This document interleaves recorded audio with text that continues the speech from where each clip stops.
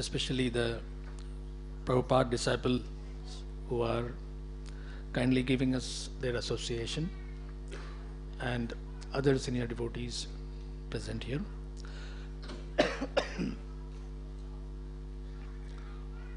Reading from Canto 10, Chapter 1, Text 24.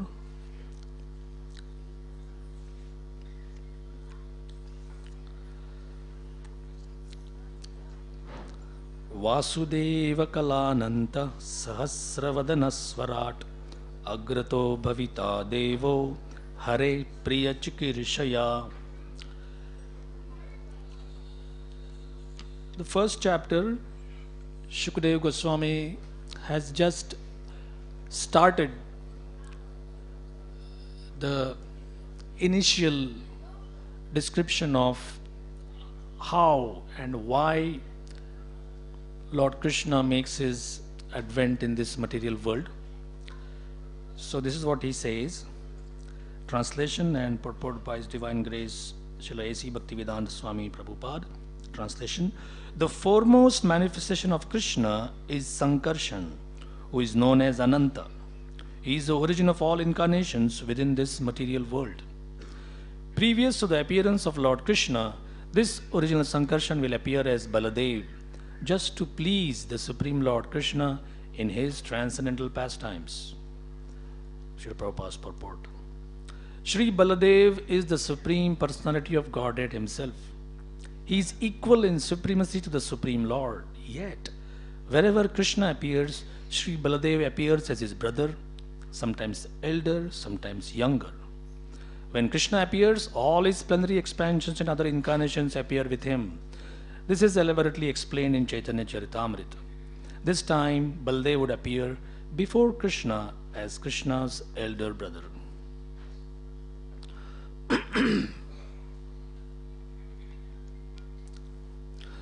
In the morning class, His Grace Madhavanand Prabhu touched upon the killings of demons by Balaram. So we won't dwell on that thing now. I thought in our short time together, we understand Baladev Tattva, or the understanding of the Siddhanta behind Shri Shri Krishna Balaram.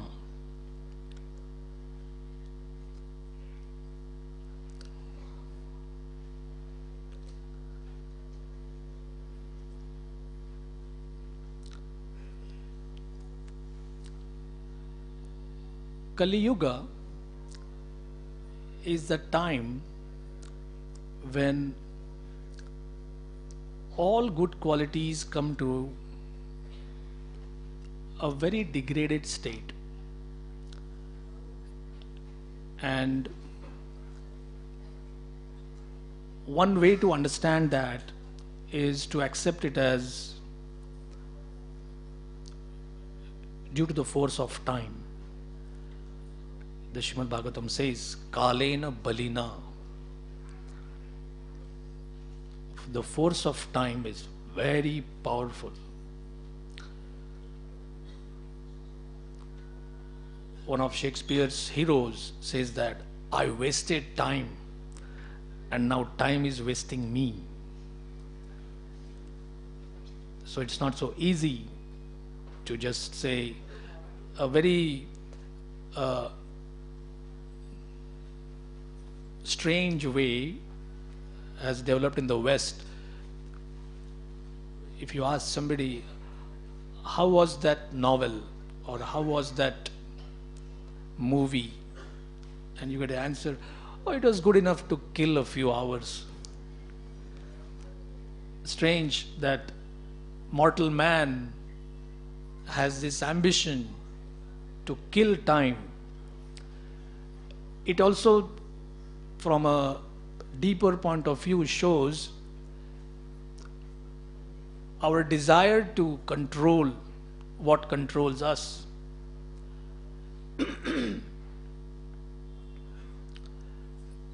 And the Vedic version, or the Vedic verdict rather, it is not possible.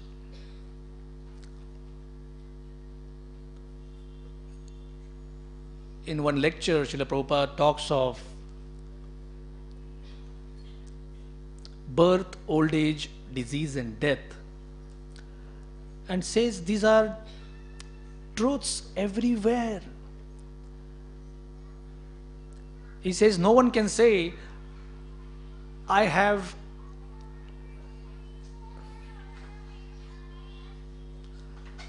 American fever, or I have African pox, or I have European ulcer. No, there is no way to say that this is from a particular region or a particular place on earth.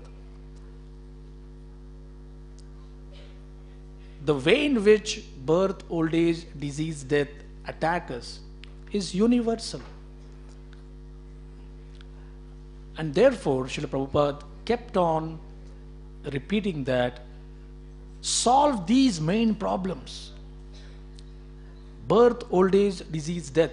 These are the main problems facing human society. Where is the science which even makes you aware? And Krishna consciousness is that science. No doubt it is not so easy to understand. And Prabhupada said,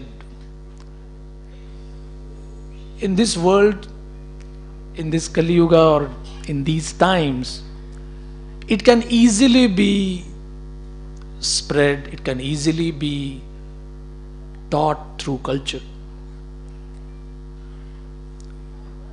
Last 5 days we are having this Jhulan Yatra celebration, and it was so nice to see people from all walks of life, especially people from surrounding areas who have never been to Radha Gopinath temple. And yesterday one lady is telling me, why don't you have this every day? It was so nice to see the deities and to swing them. Now, at least in the beginning, or in my case, even now, even after 20 years of so-called practicing, your desire for enjoyment never stops. And those who are of an inquisitive nature, they always, sometimes at least we think, where does this desire to enjoy come from? It's there in all of us. We can't escape it. So, is the desire to enjoy wrong? To feel happy, is it wrong? Spiritual life always seems to be more for the ascetically oriented, for tapasvis. It is forbidden to laugh, forbidden to smile. You cannot dance. One Western thinker was so angry at the way in which he was made to understand what God is and what godly life is. In utter frustration, he said, I could believe a God only if he comes dancing. It means it was so absurd to think that God dances, God enjoys. Hardly.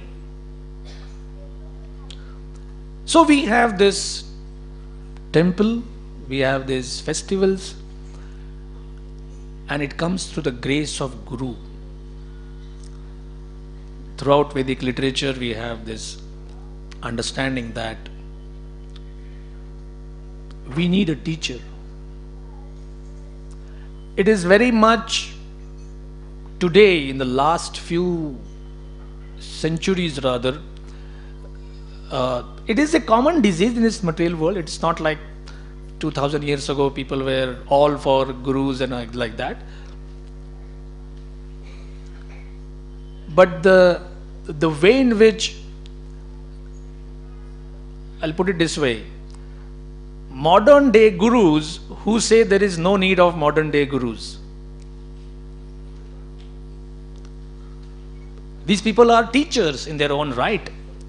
At least they claim like that. And they claim you be your own teacher. So if somebody is going to teach me that I am my own teacher, why do I need him?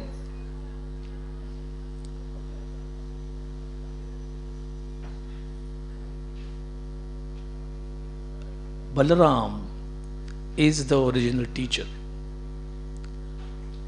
Today is Balaramji's appearance day, Balaram Jayanti. Even a simple word which becomes so commonplace, any politician, any important man in society, and we say today is this person's Jayanti. Do we know the import of this word? Prabhupada clarifies in a purport saying that Jayanti signifies the conquest over three modes of material nature. When somebody's birth is not dictated by the three modes, that is Jayanti. Please understand, you can't just use it for anybody, any Tom, Dick, Harry, and said, oh, he lived for 100 years, so let us celebrate his Jayanti today. The most significant, most important material person, no doubt his contribution could be great. But after he dies, his life becomes one footnote on the page of world history. That's all. And after that age is over, that book is tossed in the flames of fire. Krishna, Narsinga, Balaram, Ram, these personalities, they don't take birth because some other agency is dictating to them, go now, take birth. This is India's real culture. This is India's real knowledge. And throughout the years, slowly by slowly, like a water leaking from a cracked pot, we are losing it.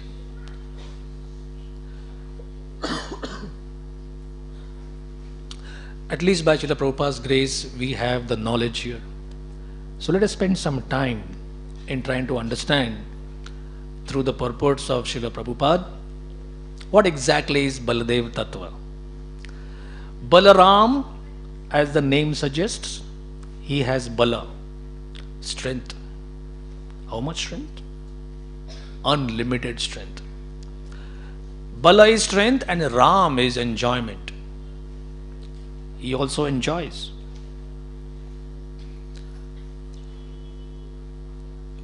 With this particular shloka, Shukadeva Goswami is stating that it is Krishna's wish that Balaram make his advent before him. At the same time, he clarifies, he sometimes comes as an elder brother, sometimes as a younger brother. We will see that. It's a bit interesting part. First of all, something about the birth of Krishna and the birth of Balaram.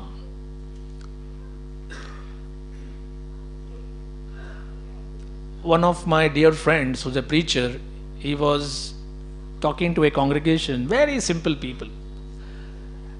And he told them that Krishna and Balaram are the same person. So somebody said, so how they are two? Well, one is an expansion. So somebody said, how do we understand expansion? I don't think anybody in this room has ever had the experience of suddenly an expansion coming out of you and shaking hands with you. I do remember, I also remember vaguely the physical law behind it. But if you have two mirrors facing each other, you know what happens? If you raise your arm, you feel as if there are unlimited, because there is some physics ratio that is something divided by 0 is impossible. So that's why it is unlimited. I don't think nowadays they do have that, but in old time county fairs or melas, they used to have this kind of mirrors, and you go there and you are At least for some time you are satisfied that there are so many hundreds of me, this way, that way. You know you're actually only one. So just understand, with Krishna, this is actual reality. Advaitam achyutam anadim anantarupam. Advaitam, it says no two, at the same time anantarupam.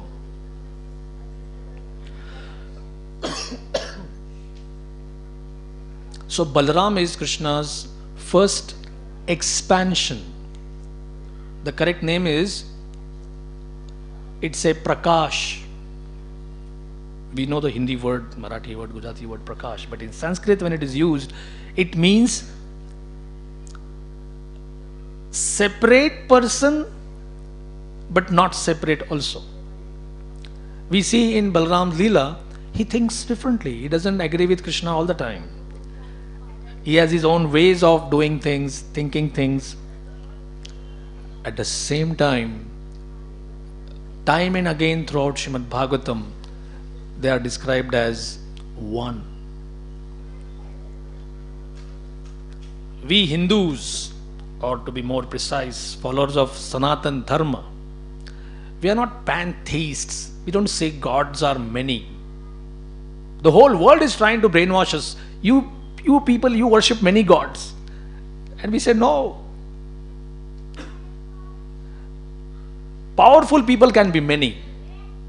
Gods, gods can be many, but capital G is one. And that's what Srimad Bhagavatam teaches us. We are interested in a God who is the absolute truth. Truth which stands alone and is not affected by past, present and future. Nothing in this material world can change the absolute truth. That's why it's called absolute, pure. So the Hari Vamsha, the Garga Samhita, Vishnu Puran, little bit of Mahabharata and Srimad Bhagavat, they all give Krishna's story.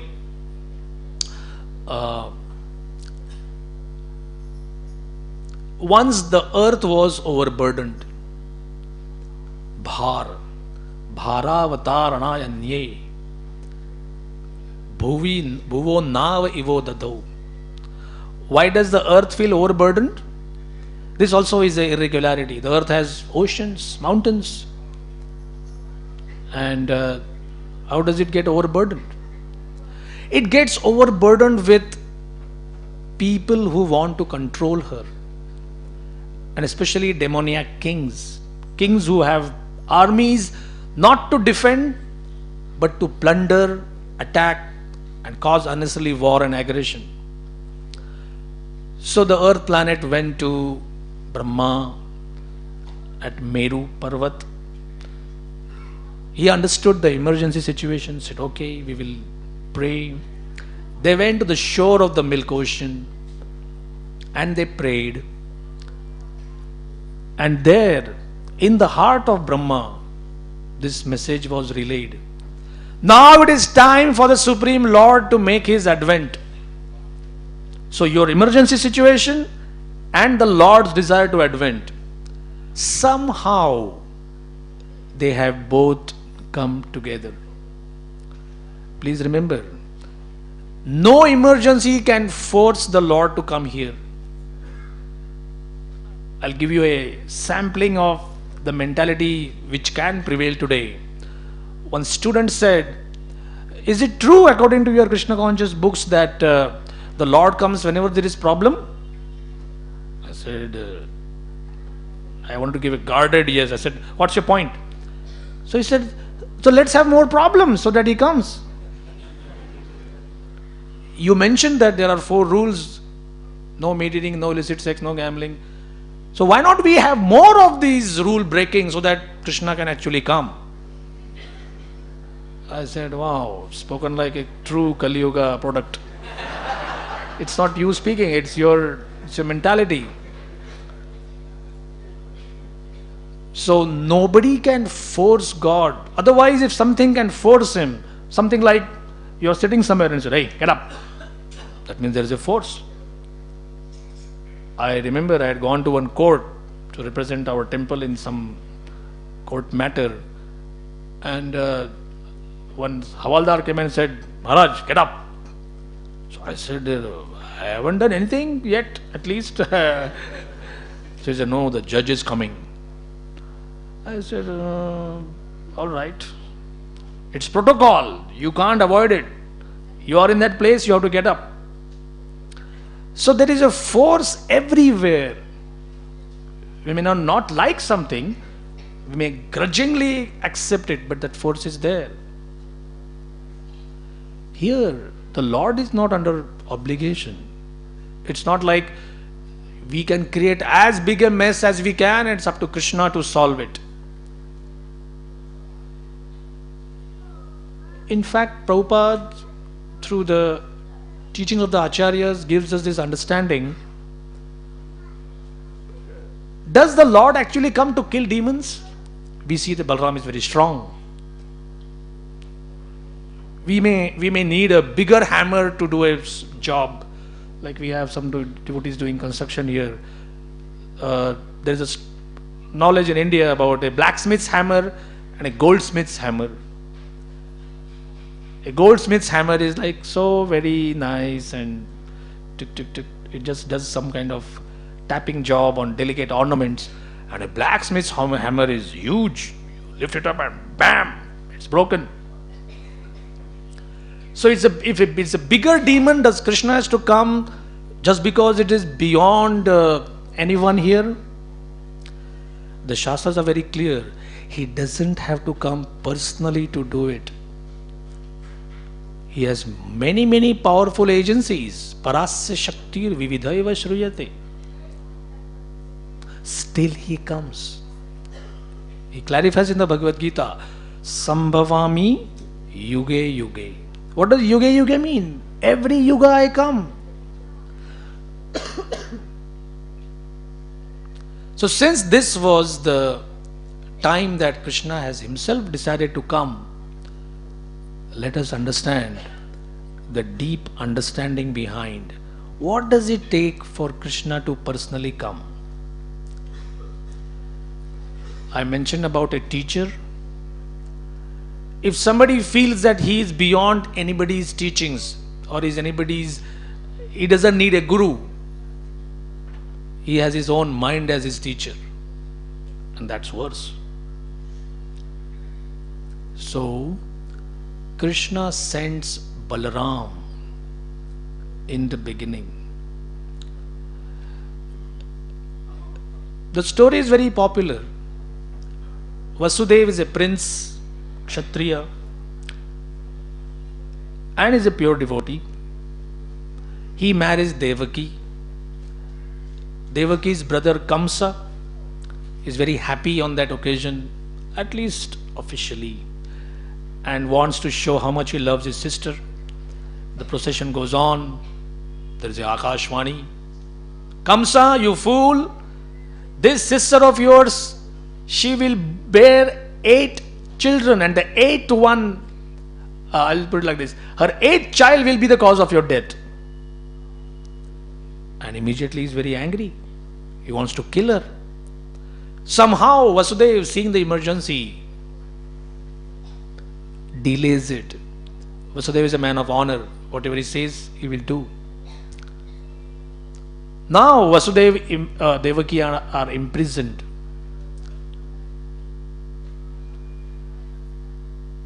Again somebody said, if Kamsa is so smart, why not imprison them in 2 separate towers? We think we are very smart, that this is a good way of... But Kamsa actually wants that this Vishnu should come so that I can kill him.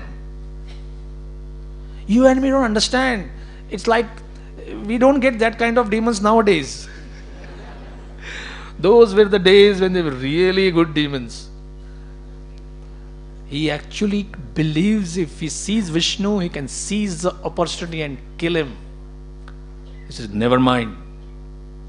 So he allows them to stay together, as husband and wife, and 1, 2, 3, 4, 5, 6 times Devaki has delivered children. Vasudeva, true to his promise, has taken them to Kamsa, and Kamsa has dashed them on a rock to kill them. There is a mystery behind these 6. These 6, termed as Shad Garbhas, 6 embryos, they represent something. They are also a historical fact, but they also are symbolic of something which is very important in your and my life. Devaki is fearful. She is a pure devotee. She is a woman, technically called Abala. Balaram is all strength, but Devaki is a simple woman. And she is fearful. What else can she do? Can we even put ourselves in her position and understand? 6 times you deliver children and they are dead.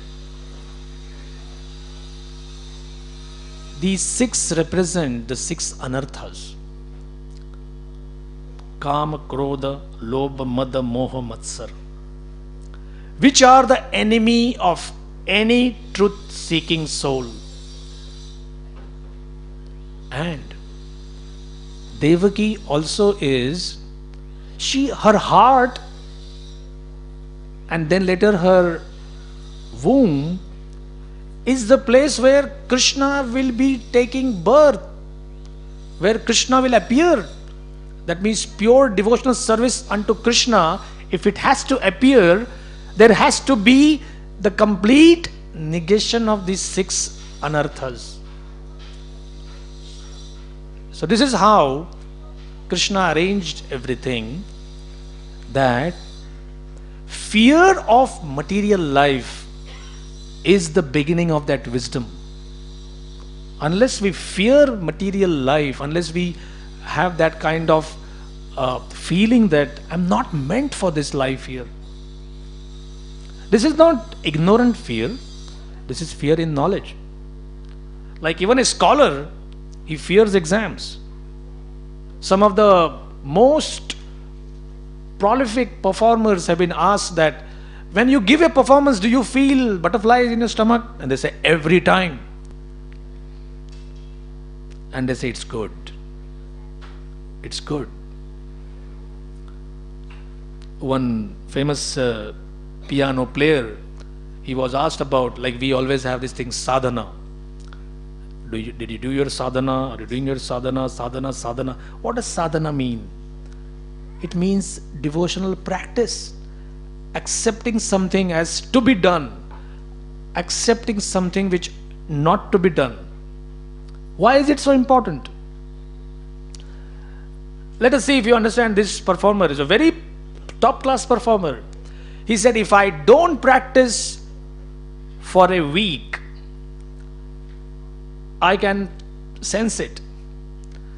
If I don't practice for 2 weeks, the audience can sense it. Now, just for something like, not simple, but playing a musical instrument, and these people are so careful. So certainly, Srila Prabhupada termed what we are doing here as the science of self-realization. And it is this sadhana which is being taught by Balaramji. So, the fear of Kamsa, who represents everything against devotional service, the 6 anarthas, they are cleared. Now the womb of Devaki is ready for Krishna's appearance. But before that, the original personality of Godhead, Balaram, he comes there and makes sure it is pure for Krishna's appearance. And that is why Balaramji was told by Yoga Maya, you have to go in first. our acharyas say Krishna and Balaram are brothers. We have our famous Krishna Balaram temple, and the main altar is Krishna Balaram. Many devotees are simply enamored by just the innocent beauty of Balaramji's face as he is leaning one shoulder on the shoulder of Krishna. They are both in their Vraja Vesh, the kind of appearance they take in Vrindavan. In Vrindavan, Balaram doesn't carry a plow. He does it outside. So Balaramji was sent to Devaki's womb, and then suddenly he was ordered. Yogamaya came there. Yogamaya is like Krishna's handmaid, technically called potency. We have a person who is powerful, and we may say, oh, he has, like in common parlance we say, he has a jack, isn't it? Somebody may write a note, give him a job, and he gets a job. That's his potency. A mafia don may just look at somebody and tell his person, he starts crying there. Why? He didn't do anything. He knows this nod means finish him off. These are the ways in which you and me understand somebody's potency, but the potencies are the same: wealth, knowledge, fame, beauty. Some reporter had asked Henry Ford, what do you know of astronomy? And he said, nothing. What do you know of history? I don't care. So he said, you seem to be a very ignorant kind of person. He said, look man, I have in my office a console, buttons. I can press a button and you name it, any subject, and I can summon the world's expert on that, and he can tell you exactly what you want. Why do I need to study the subject? I have the money. So this is how man shows that he has power. And actually, for at least for some time it is. Not exactly like this, but Krishna also has potencies. How many? Multifarious. Parasya shaktir vividhaiva shruyate swabhaviki jnana bala kriyacha.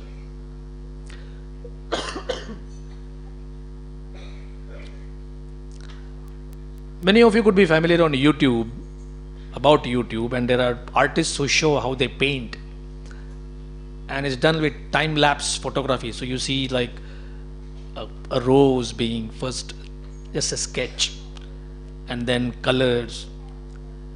You see before your eyes somebody painting, but does the painting have any fragrance?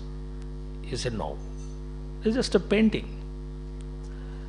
Prabhupada tells in one lecture, right in your own garden or on your windowsill there is a rose plant, and today what seems to be a bud, tomorrow morning there is a flower blossomed.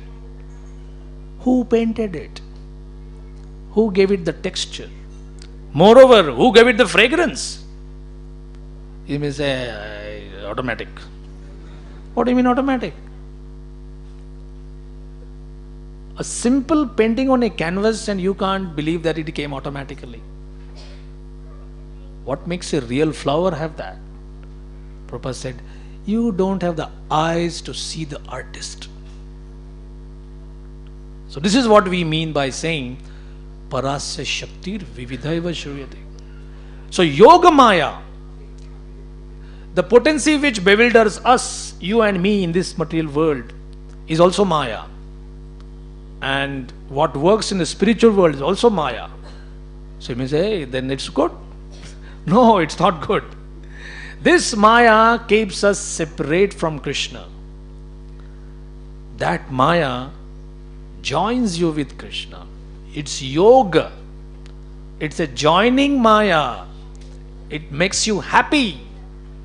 This Maya makes us sad, miserable. This Maya causes so much of aggression, so much of dissension, disunity.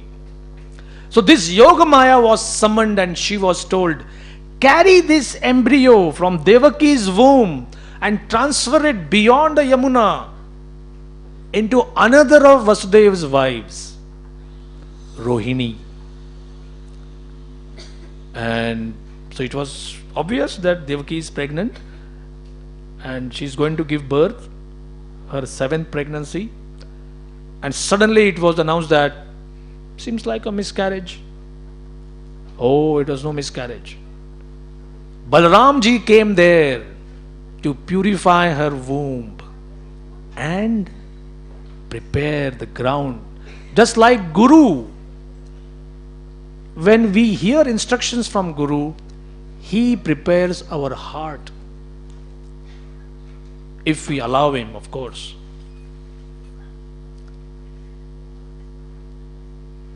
I was reading one commentary by Vallabhacharya, and our acharyas, Vaishnava acharyas, they have this knack of trying to read between the lines, or what if syndromes. What if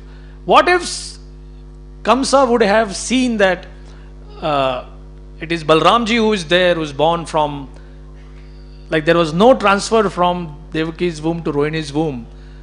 So Vallabhacharya himself says, if Kamsa would have touched that baby, he would have been struck down dead. End of story. Now, of course, Krishna, when he comes and he wants to do something, things have to be done very properly. So many demons have to be killed. In fact, with most demons, Krishna arranges things in such a way that they go and regroup and come back.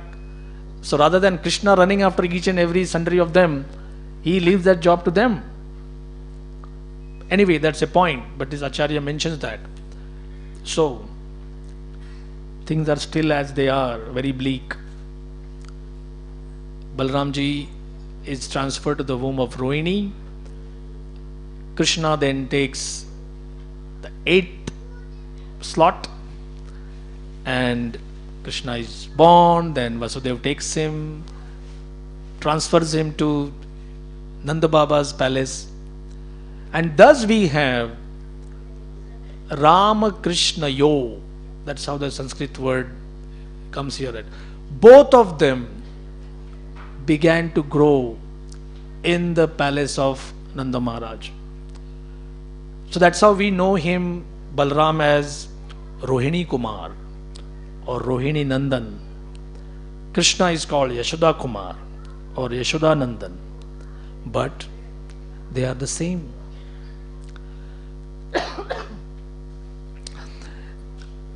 In this verse it is described here that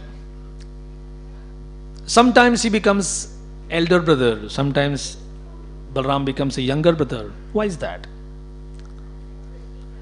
In the previous advent of Krishna, when he came as Ram, Balaramji is Lakshman. And his attachment to Lord Ram's service is so much that after Ram's marriage to Sita, I heard this in a lecture by Tamal Krishna Maharaj, that Sita is kind of looking at Lakshman and saying, all right, so you can leave. And he said, no, I have never left Ram's service for even a moment. I'm here, I'm staying here. So she's telling, but now I am married to him. And why can't you understand? We need our private time. So he said, there is nothing like private time. I will be here all the time.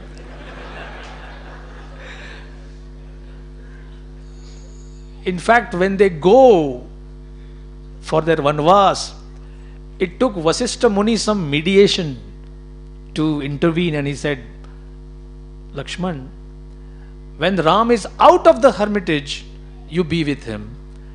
And when he's inside, it's Sita who will take care of everything. Very grudgingly he agreed. That was the attachment he had towards serving, which will be our next and concluding significant point about Balaram's Tattva. It's a very elaborate point, by the way. So,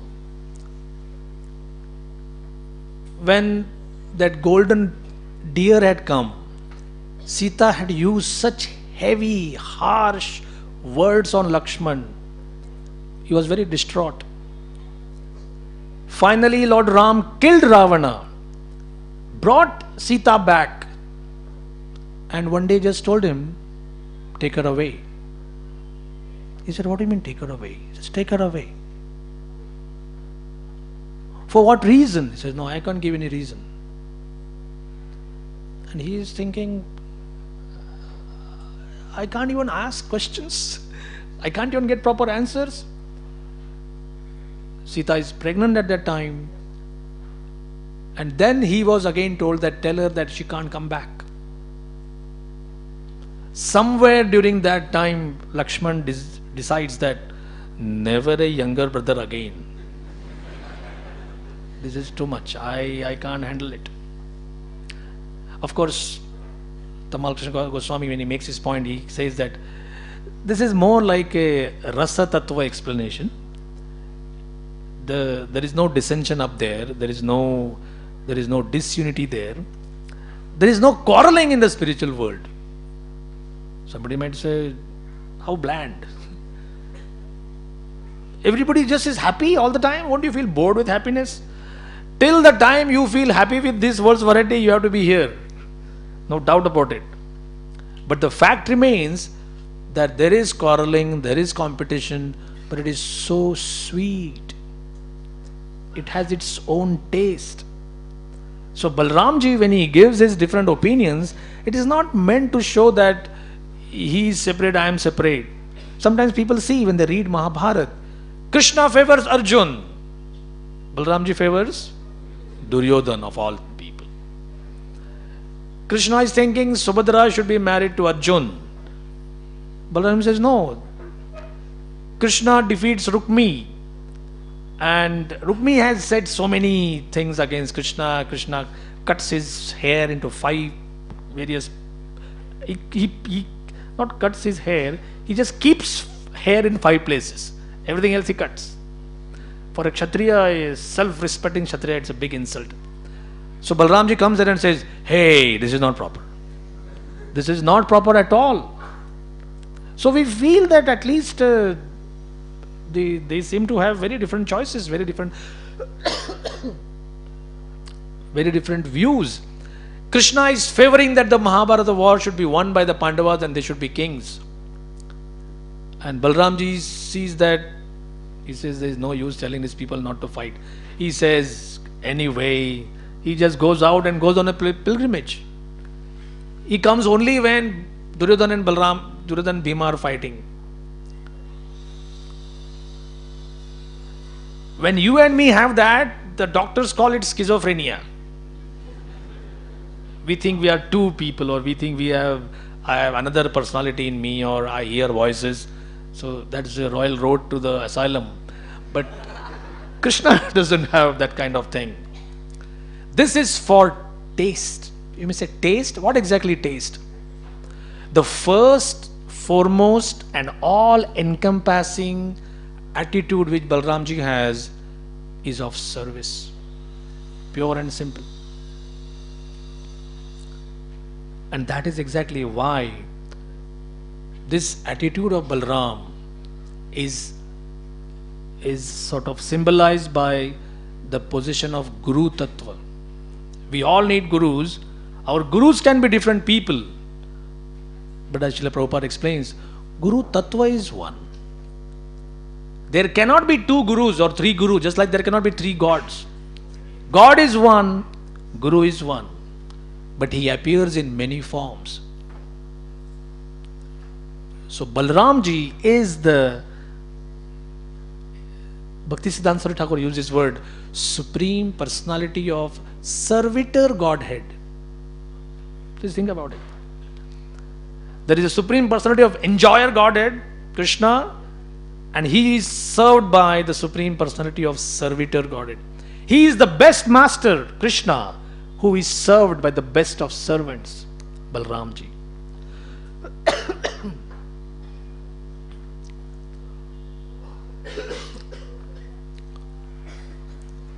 This point about Balaramji making his appearance, Krishna making his appearance, or we have Nityanand Tredashi, we have Narsim Chaturdashi. What is the significance of these Prakash or Avatar, or soon September 5th we shall be celebrating Janmashtami, the Supreme Lord, Swayam Bhagavan coming? The answer is reciprocation, Adan Pradan. Krishna doesn't come because there are too many problems for the world's population. In one sense, they don't deserve Krishna's presence. But Krishna's pure devotees, when they seek Krishna's advent, please come, please come, please come, he responds to their call. I'll just briefly touch upon Narsinghdev's appearance. Narsinghadev appeared, it almost seemed like it was to challenge Hiranyakashipu. But it was not. It was not. The Lord is powerful enough to kill him anyways. But just because he's a demon and he thinks that I get what I want. That's a very popular thing among them. I just get what I want. I dictate my own laws. He says, wait a minute, sir, it's not true. There is a higher authority. With Narsinghadev, the highest authority possible, Brahmaji himself had certified, you will not die. Hiranyakashipu was like a very expert lawyer. He said, I should not be killed by anybody made by you. He said, fine, no problem. And he thought that everybody is made by Brahma, so I'm free. Just everybody except one. And that one is the Supreme Lord. So there was a big fight. He advented at noon time, but Hiranyakashipu was killed during dusk time because he said all these things, neither up nor down, nor here nor there, nor out nor in, nor day nor night, not by any creature, not by any weapon, no astra, no shastra, nothing. Everything was satisfied. Hiranyakashipu was dead. And then what did Narsimhadev do with Prahlad? He took him on his lap and started licking him. You might say, but that's what lions do. Is it not? Lions show their affection by licking their cubs. Many other, the so-called feline family, cats and others, they also do the same thing. For Prahlad, that was the moment. That was the moment he actually relished the reciprocation. Big demigods were afraid to go before Narsinghadev. His own consort, Lakshmi Devi, said, he's not my husband. I have never seen him like that. But Prahlad was fearless. He said, I am not a mercantile person. I am mercantilist. I didn't do business with you that I'll chant your name and you will serve me. So, every avatar, and especially Krishna and Balaram, their activities are most human-like. It's not like because we are humans and we need a God who is human, so we give him some form or we give him some qualities. Oh, your God also has hands and legs. It's the other way around. Because he has form, we have form. But he also is impersonal. We don't say that God is not impersonal. God is everything. Alpha to Omega. God is a supreme master. Somebody might say, where is God as a supreme servant? Here he is. Balaram. The same person becoming another person and serving him. So that you and me can understand what it means to be of pure service.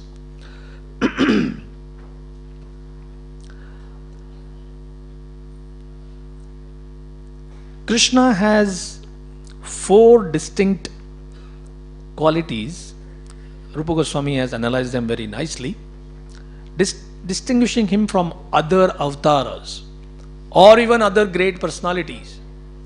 He calls it Madhuri, sweetness. Leela Madhuri, very sweet pastimes.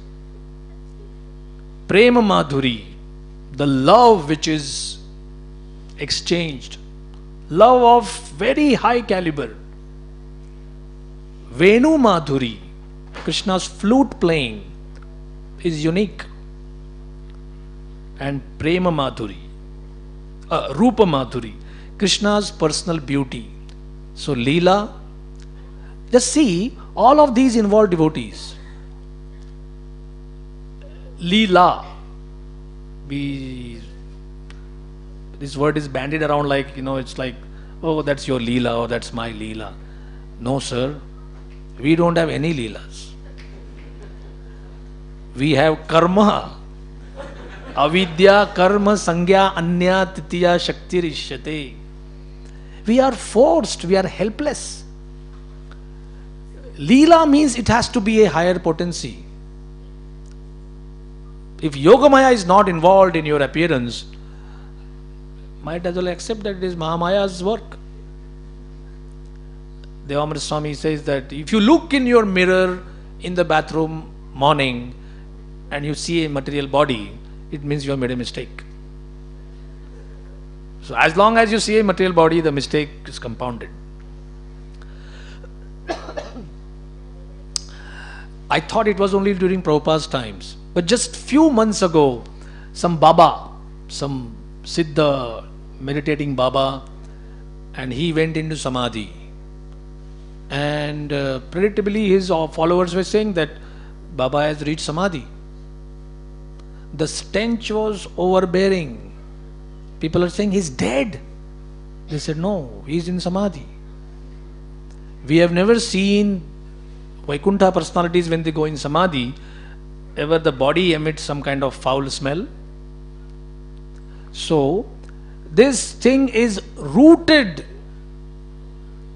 And of course, people say, why there are so many cheaters today? It's not like suddenly cheaters come and people get cheated. Srila Bhaktisiddhanta Thakur said, it is the reverse. There should be sufficient people who want to get cheated. And in response to their call, Krishna sends a very efficient cheater. Once Radha Govind Maharaj was asked that if you follow such a rascal person, what sins are accumulated? ऐसे लोगों को follow करने से क्या पाप लगता है? So he says, because you are papi, you are following such a person. It's not like by doing that you get some sin. You are sinful. That's why you have this kind of choice. So these four, Leela Madhuri, associating with devotees, Prema, divine love. Love means two. Very simple. You can't love yourself. Although some people really tried hard. One English poet, Tennyson, he used to see a mirror and repeat, Tennyson, Tennyson, Tennyson. And Prabhupada said, well, that can't be love. There is nothing like self-love. Flute. Why does Krishna play the flute? He wants to attract the devotees' hearts.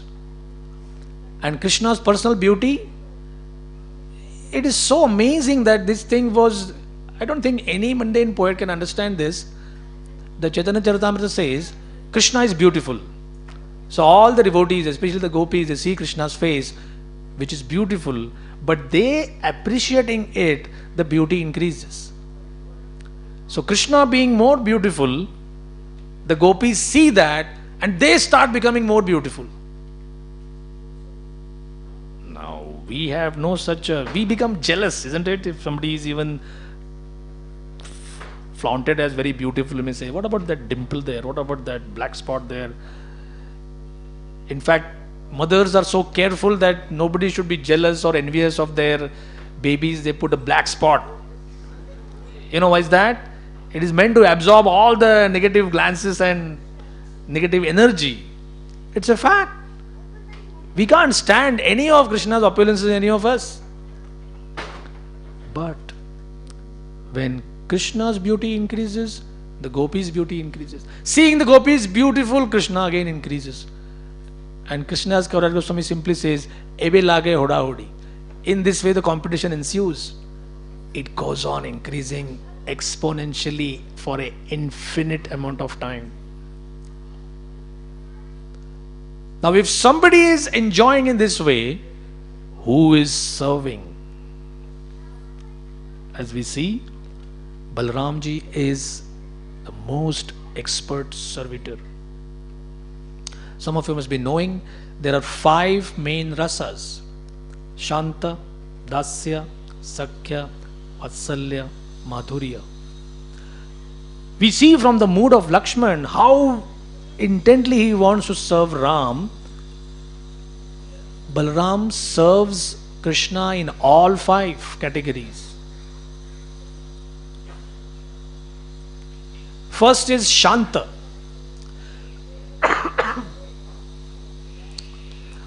I like this analogy given by Bhaktivedanta Maharaj in one of his classes. He said that, look, how do we know that there are 5 rasas even in our material life? Not exactly rasas, but a diluted dishwater kind of version of that. Let's say a person is sick and he's on his bed. So the doctors have given some prescription. The wife cooks exactly as per the doctor's prescription. Then he has a servant to gently massage him. They bring a masseur. His friends call and say, can I come and visit you? And they said yes. So Maharaj was saying, within this one simple scenario, you get all the 5 rasas. Let's just see how. He may tell his servant, just lift the bed a little bit. I would like to study something. You know those hospital beds, they move up a little bit. The bed is serving him in Shantaras. The bed doesn't respond, but he says, very nice bed, it's really comfortable. No response. That is Shanta. The servant who is massaging his feet because of some blood circulation issues or just body pain, he is serving in Dasyaras. The friend who comes and talks some friendly talks or calls him on phone or whatever, that is Sakhyaras. His parents, they come and see him, that is Vatsalyaras. And the wife, whoever obediently asked him, what should I give you? Would you like this? Would I like that? So there is no way that love can not have the exchange of these rasas. So what is the problem? The rasas are temporary. The rasas don't give eternal happiness. If the bed doesn't serve, you may say break it. If the servant doesn't serve properly, you may say fire him. So here all these 5 rasas are exchanged all the time, very imperfectly and temporarily, and sometimes they end in ghastly results. Madhurya Ras, Prabhupada targets it in his Nectar of Devotion. A couple may begin with Madhurya Ras and may end with horror, divorce or separation or whatever. So Prabhupada says in spiritual world there is nothing like separation. None of the gopis ever filed for divorce, or they may argue, they may really castigate Krishna like, oh, he's a cheat, he's this and that. And Uddhava says, so stop talking about him. He says, that's what we can't do. We have to. Why? The rasa is of a superior substance. So Balaramji, it says, the spiritual world is made from Sandhini potency. Samvit, Sandini, Ladini. These three are the main players there. This Sandini potency makes, of all things, the land, throne, bed, sandals, sacred thread, everything. Balaramji has such a intense desire to serve Krishna that in Shantaras he becomes all these things. Now those of us who do deity worship, we handle these things every day almost. This is all Balaram.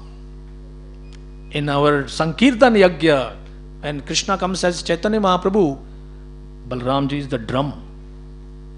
In fact, the devotees, when they made their first synthetic drum, they call it Balaram. So all the paraphernalia which is used for Krishna's service is Balaramji's heart. That's his expansion. In Dasya Bhav, we see Lakshmi Narayan, Narayan nicely sleeping on Ananta Shesh. That is Balaramji's Bhav. He takes the form of a serpent. He's called Ananta Sheshanag or Shesha. In Sakhya and Vatsalya, Balaramji sometimes acts as a friend and sometimes as he's the elder brother, so he takes that role also. Sometimes very comic things happen. There is an instance where Balaramji wanted a peacock feather. And they said, okay, no problem. Keshi at the same time was supposed to come to Vrindavan.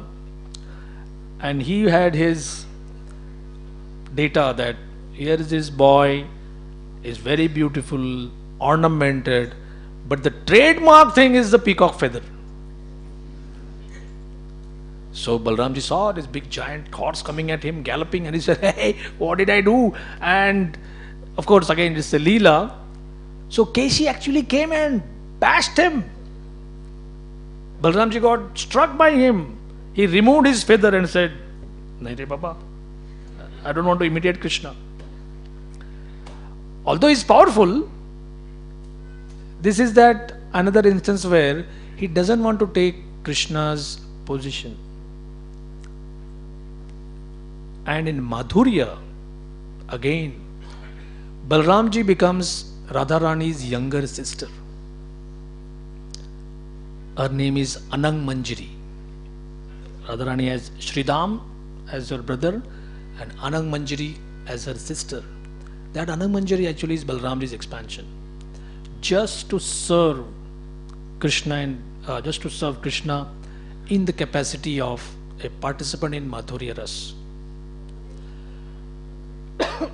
There are something like 20 or so demons killed by Krishna, 21 or so. Only 2 have been allotted for Balaramji, Dhenukasur and Pralambasur. And by the way, Dhenukasur represents 2 things. Now see how nicely Bhaktivedanta Thakur has put it. Dhenukasur represents material intelligence, which is the same as spiritual ignorance.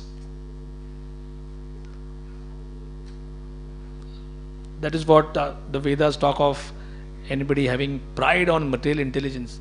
Your material intelligence actually is equivalent of spiritual ignorance. And that is represented by Dhenukasur. And Pralambasur represents lust. Another observation, all other demons, Bhaktivedanta Thakur, in order to understand the science of Krishna, make the science of Krishna understandable, he gave us this understanding that when you read Krishna Leela, meditate upon your own faults and you will find all of them represented in these demons. The more you read, the more you relish, the more you will get freedom from these. So, these 2, material ignorance and your lust, is something which we have to work upon ourselves. That is the significance. And for that we need the blessings of Sri Balaram. To conclude, on this auspicious day of his advent, he is most eager to play the part of a spiritual master. He is Guru Tattva. Without Guru, many acharyas have given various understandings. One poet, I don't remember the name right now, but it is something like, perhaps by crushing grains of sand, you may get oil. Perhaps the ocean might dry up. Perhaps the mountains may be reduced to dust. But without bhakti, you can never achieve Krishna. Correlate to that is, without the association of devotees, you cannot achieve bhakti. And without Guru's grace, you cannot achieve association. It is that important. Association is not just like a chemical manufacturers association or a what are those, net operators association, cable TV operators association. No. Simply put, this association also doesn't mean a building. It doesn't mean just people coming together. It means understanding the importance of Vaishnav Seva. If Balaram ji has to show the importance of service through his own deeds and his Guru, it is meant for our edification, for instructing us. So let us use this most auspicious day today to pray to Sri Balaram ji for the divine advent of Krishna. His coming is the harbinger, or it is the dawn of Krishna Bhakti. And as I'll just repeat this, fear of this material world, as exemplified by Devaki, is the reason why these 6 anarthas were killed. They were killed, and then Balaramji moved in and made her womb a proper, pure place for Krishna's advent. Shri Balaram Purnima ki, Shri Krishna Balaram ki, Srila Prabhupada ki, Nitai Gaur Premanande. Thank you very much.